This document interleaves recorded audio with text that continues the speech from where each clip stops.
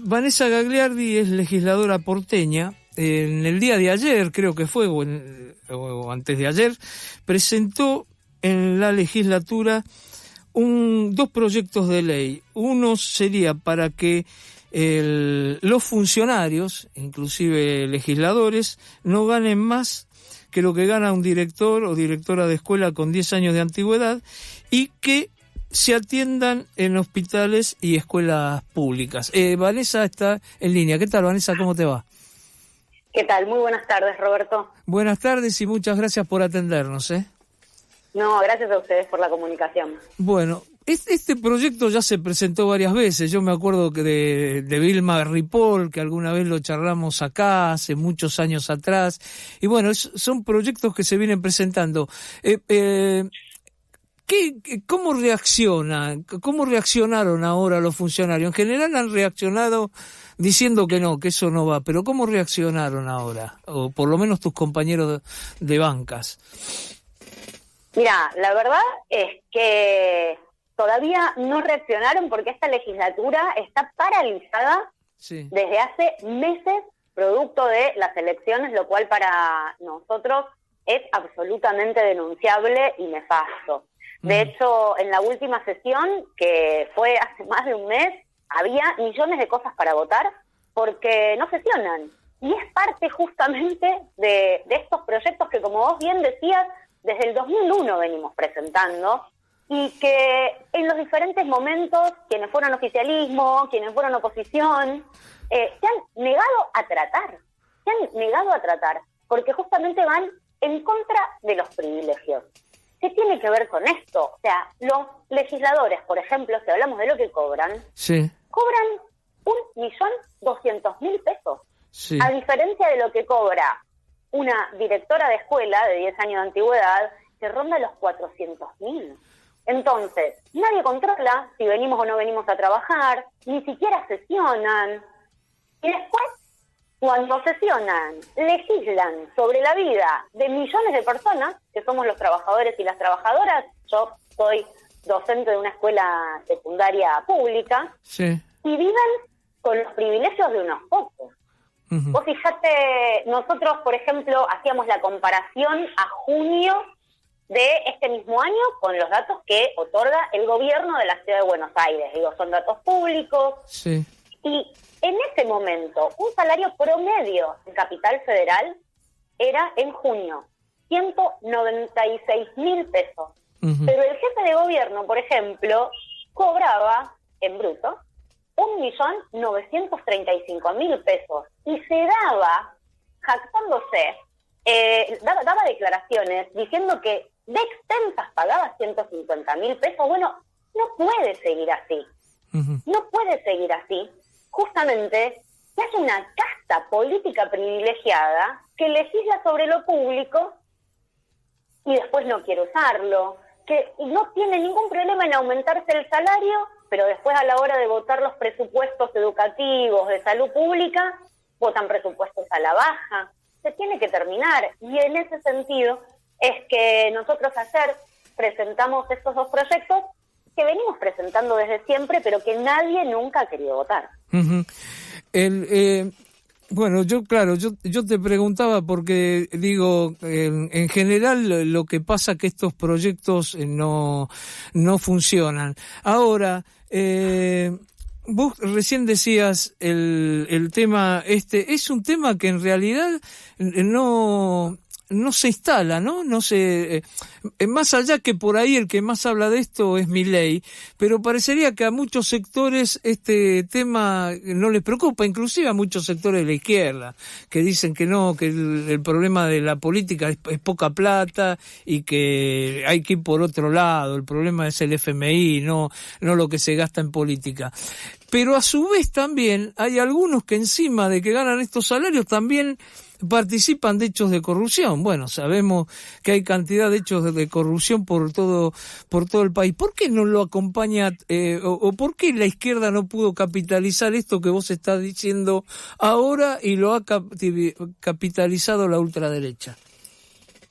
Mira, yo creo que hay varias cuestiones. La primera, lo que se gasta en política no es contrapuesto a denunciar que estamos pagando una deuda externa que es usuraria, ilegítima, fraudulenta, claro, y muchos otros adjetivos que legalmente, e incluso legalmente dentro de las propias instituciones de este sistema, se puede mencionar.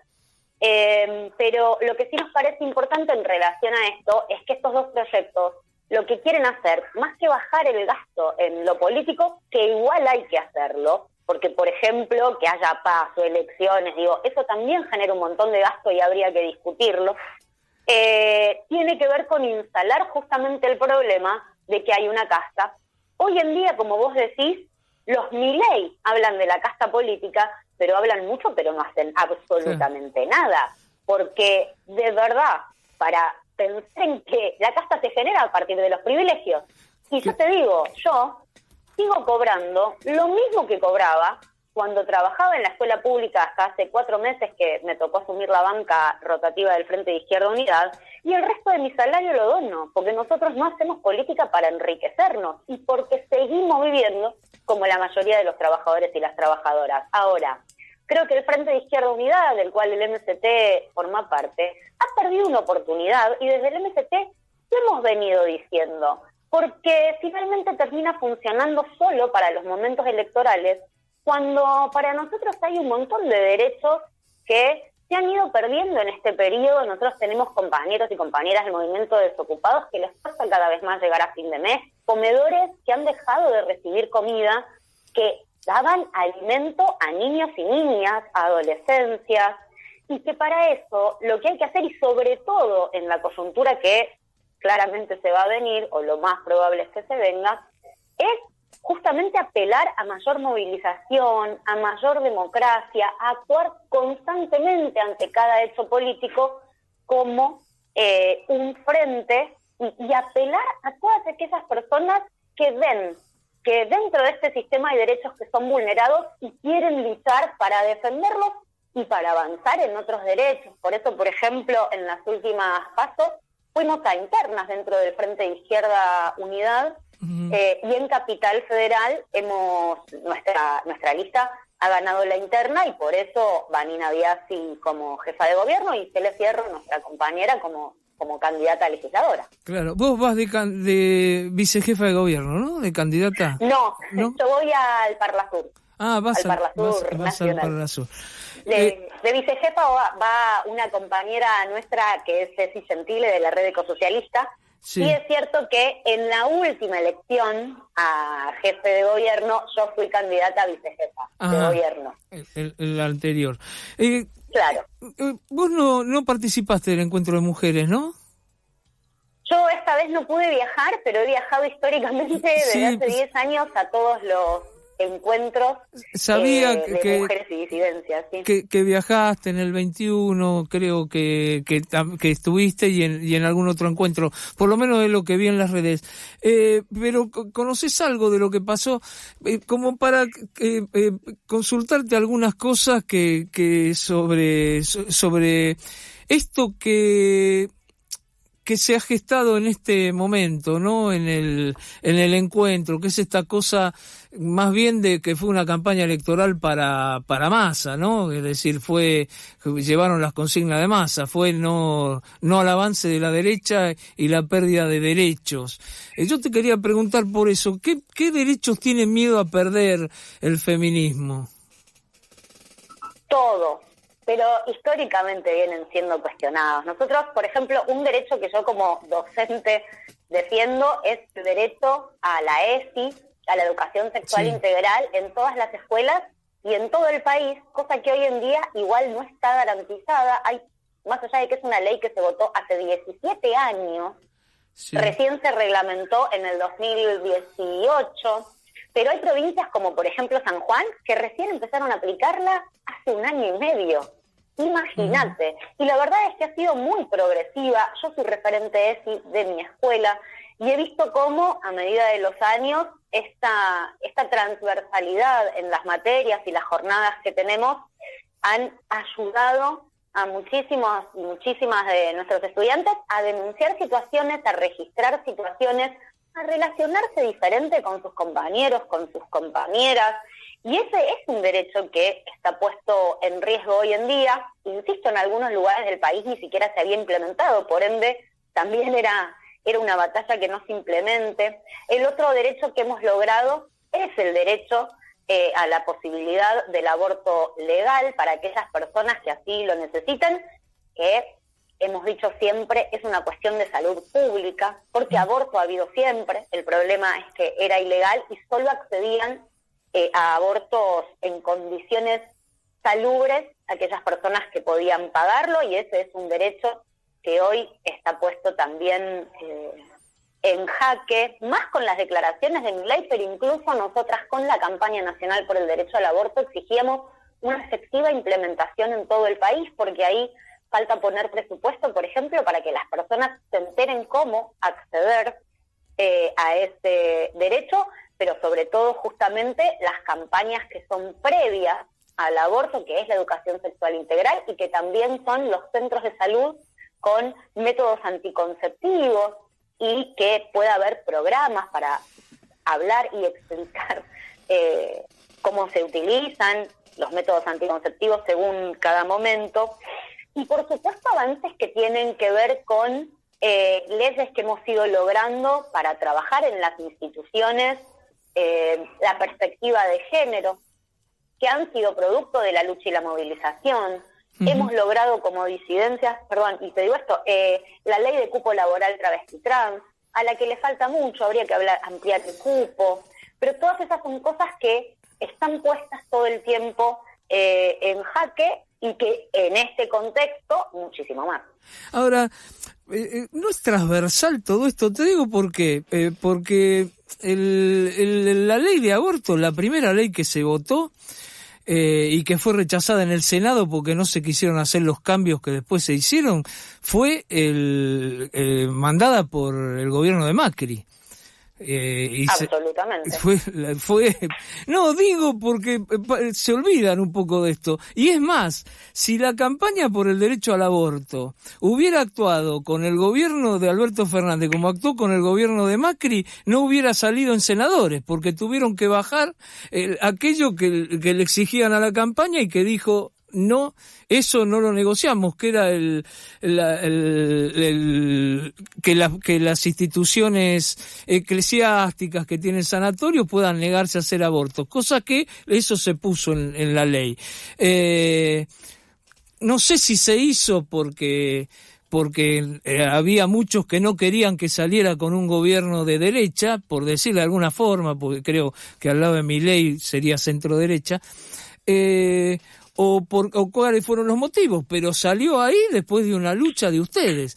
¿Por qué han permitido que lo haya capitalizado esto el gobierno, que fue un gobierno que aparte durante 12 años se negó sistemáticamente el kirchnerismo a tratarlo, el proyecto?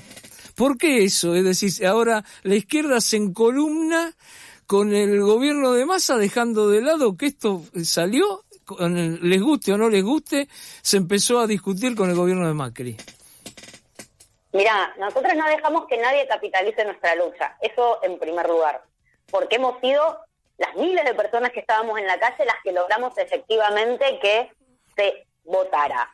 Si vos me preguntás, como dirigente de Junta hacia la Izquierda y como parte del MST, nosotras fuimos muy críticas de cómo se termina votando la objeción de conciencia dentro del Senado, que justamente es la que permite hoy en día que en muchísimas provincias no se aplique esta ley. Por eso decía que tiene que haber una efectiva implementación, porque como permiten que haya instituciones que se declaren objetoras de conciencia, muchas veces el sistema, para evitar el aborto, tarda muchísimo tiempo en conseguirte un profesional en algún lugar que efectúe ese aborto, te pasa el tiempo que dice la ley y entonces te dicen: ya no podés abortar. Eso para nosotras es una aberración. Después, si hay gobiernos que quieren hacer una utilización y una capitalización, nosotras lo hemos venido denunciando desde siempre y hemos venido diciendo esto que vos planteás. El gobierno de Cristina, de Néstor, no ha querido tratarlo. No ha querido tratarlo, más allá de que hemos sido muchas veces quienes presentamos el proyecto con la campaña. Ahora bien, eso no implica que nosotras no defendamos un derecho que hemos adquirido. porque son cosas distintas. Después denunciaremos al gobierno que quiera montarse sobre nuestra propia lucha, pero no queremos retroceder en derechos que hemos conquistado y que empiezan a salvar vidas, que es lo importante. ¿Qué es lo importante? Y después sí nosotras hacemos una discusión muy profunda sobre que nunca nadie nos regaló ningún derecho. Lo hemos conquistado siempre con la lucha, la organización y la movilización, lamentablemente, porque ojalá se pudieran conquistar derechos con solo enunciarlos, y lamentablemente eso no ha sucedido. Está muy claro. No, yo preguntaba esto porque siempre es bueno que todo el mundo sepamos qué hizo cada uno en su determinado momento. Yo siempre digo acá que muchas veces hasta el peor gobierno hace alguna cosa que está bien, hasta el peor dirigente hace alguna cosa que está bien. Por ejemplo, que no sé, pero esto solo a modo de referencia, los primeros 3 proyectos sobre aborto, uno lo presentó Alfredo Bravo, el otro lo presentó Patricia Bullrich y el otro lo presentó Graciela Fernández Meijide. Y eran los 3 proyectos uno mejor que el otro, y más para su momento, que eran los años 90. Y por ahí, bueno, yo hoy pienso que por ahí Patricia Bullrich se olvidó, pero por ahí también pienso que en el PRO hay gente, y voy a comentar algo de una dirigente que a la cual aprecio mucho de ustedes, que es Vilma Ripoll.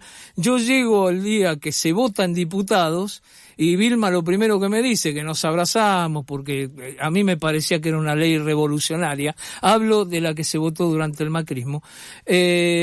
Y Vilma me dice, no sabés lo que fue el discurso de Silvia Los Penato, no lo puedo creer. Y ahí estaba también otros, bueno, de Vilma lo digo porque nos conocemos y sé que ella no me va a dejar mentir, como se dice, pero no quiero, que había otras dirigentes ahí también de hoy del Frente de Izquierda que me dijeron exactamente lo mismo. Y yo a veces pienso, cuando hay encuentros así de mujeres, si no habrá mujeres que han hecho más que esas mujeres que van a los encuentros, ¿no? Como Silvia Los Penato. Hay mujeres que hacen mucho en toda la cotidianidad. Claro. Lo que notamos muchas veces en los encuentros tiene que ver con las redes que tejemos las mujeres para poder resolver cuestiones que el sistema no resuelve. Claro. Porque aunque nosotras defendemos, por ejemplo, el Ministerio de Mujeres, Género y Diversidades, le criticamos que no tiene un presupuesto real y que lo máximo que hace, por ejemplo, es dar un plan acompañar durante 6 meses a mujeres que necesitan salir muchas veces con hijos de la casa del violentador, y entonces eso no es un acompañamiento real. Y quienes terminamos resolviendo eso somos las organizaciones a las que nadie nos pregunta. Y efectivamente, vos me mencionabas lo de Los Penatos, yo te lo puedo decir, fue un gran discurso. Y nosotras, celebramos que haya votado la ley en diputados. Ahora, lamentablemente después, muchas de las políticas que estos gobiernos toman terminan no resolviendo los problemas, porque el PRO, por ejemplo, que Conjuntos por el Cambio dirige Capital Federal desde hace años, no garantiza que en los centros de salud haya materiales indispensables para poder realizar abortos, como por ejemplo ecógrafos en todos los centros de salud, cuando cualquier centro de salud debería ser un efector.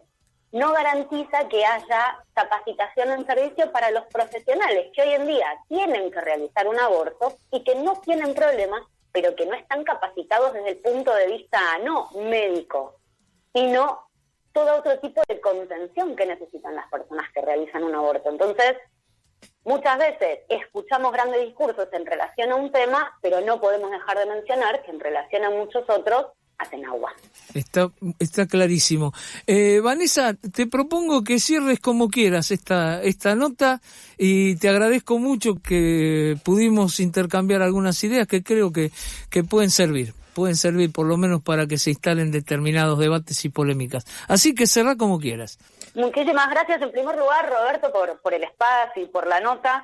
Para nosotros es importante saber que estamos a 4 días de la elección y que más allá de que hay probables ganadores o probables pasadores al balotaje, ante una ciudad y una legislatura que probablemente gire más a la derecha. Es fundamental poder tener bancas de izquierda que pongan estos temas, que presenten proyectos que defiendan los derechos de las y los trabajadores, que defiendan de verdad la memoria, la verdad y la justicia, que defiendan los derechos de las mujeres y las disidencias, y por eso nos parece importante poder fortalecer estos votos y que este domingo se expresa con Vanina Biasi como jefa de gobierno y sobre todo nuestra compañera Cele Fierro en la legislatura, para poder seguir teniendo la posibilidad de denunciar cada una de estas cosas y de verdad ir en contra de la casta y de los privilegios de todos los funcionarios políticos. Te agradezco mucho, Vanessa, muy amable. Gracias. Muchas gracias a ustedes.